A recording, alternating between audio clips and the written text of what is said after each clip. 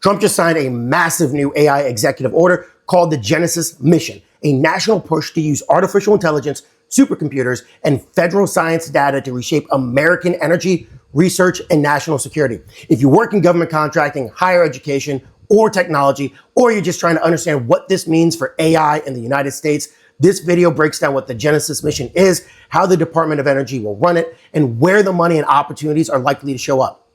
Now, imagine if the Manhattan Project, the Apollo program, and a Silicon Valley AI startup all got shoved into one group chat. That's basically what the White House just launched with something called the Genesis Mission. The vision: take decades of federal scientific data, plug it into an integrated AI platform, and use the foundation models and AI agents to run experiments, test ideas, and speed up breakthroughs in everything from fusion energy to new materials. Think of it as ChatGPT, but for science, and with nukes, supercomputers, and a security clearance. The Department of Energy is in the driver's seat. They're the ones in charge. The order tells DOE to build something called the American Science and Security Platform, the core infrastructure behind Genesis. This platform is supposed to connect national lab supercomputers and secure cloud AI environments, host scientific foundation models across tons of domains, let AI agents design experiments, simulate outcomes, and help run robotic labs, and pull from massive federal datasets plus approve private and academic data. DOE's goal is to build what it describes as one of the world's most powerful scientific platforms, dramatically boost the productivity and impact of America's research over the next decade. So yeah, this isn't a small pilot. We're speed running the future type energy. And what will Genesis actually do? On paper, Genesis hits three big arenas. First off is energy. AI accelerated fusion designs, next-gen nuclear reactors, and a smarter, more resilient grid that can handle AI's own exploding power demands. Number two is discovery science.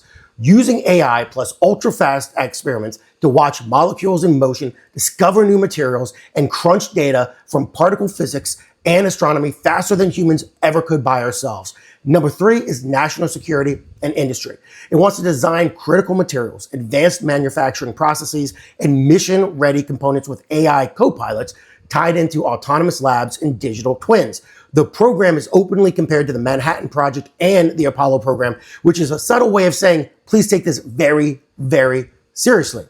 And if you're a government contractor or a business, why should you care? Well, if you live in FedRAMP land, RFP land, or we sell to agencies land, this is your bat signal. DOE has to inventory, compute, storage, and networking across labs and find new industry partners to support the platform. That screams supercomputing, cloud, chips, networking, automation, cybersecurity, and data management contracts. The order explicitly calls for funding opportunities, prize competitions, and public-private partnerships aligned to Genesis. Big vendors in AI infrastructure and high-performance computing are already being talked about as natural partners for supercomputing expansion. So if your slide deck uses phrases like AI infrastructure, scientific breakdown, scientific workflows, secure data platforms, you're about to see those buzzwords in RFIs and BA titles a lot. And if you're a university or a student, well, here's where it gets interesting. Separately, the Education Department has started naming AI as a priority for college funding, putting money into competitive grants to expand AI use in colleges and universities, both to improve teaching and to give students and educators hands-on exposure to AI. AI now sits alongside other national priorities in its higher education grant programs. That same effort also pumps money into short-term workforce programs and campus initiatives focused on preparing students for emerging technology and complex public debates. Put those together and you get a pipeline story.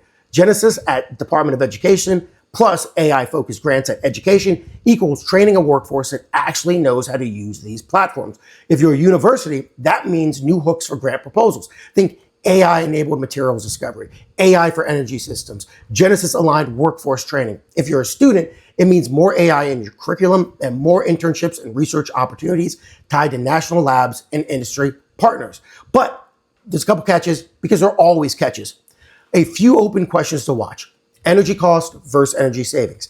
Genesis leans heavily on energy-hungry data centers, even as it promises to help lower long-term electricity prices and modernize the grids. Centralized control of AI. This sits alongside a broader push to set federal AI standards and potentially clash with state-level rules depending upon how governance shakes out.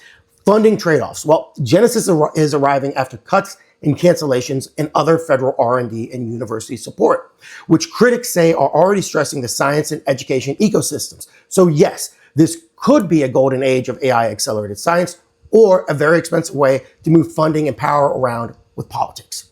So what should you do? Well, if you're in government or contracting, start mapping your capabilities to Genesis-related language now. If you're in higher education, track solicitations from the Department of Education and the Department of Energy that mention AI, Genesis, or AI-enabled science. If you're just AI curious, this is one of the biggest experiments in AI as national infrastructure we've ever seen. So, questions for you. Do you see Genesis as a scientific leap or really just a political flex with GPUs? Drop your take in the comments below. Hit like if this helped decode the headlines, and subscribe for more breakdowns of how AI policy actually changes the real world and government contracting. Thanks for watching. See you next time.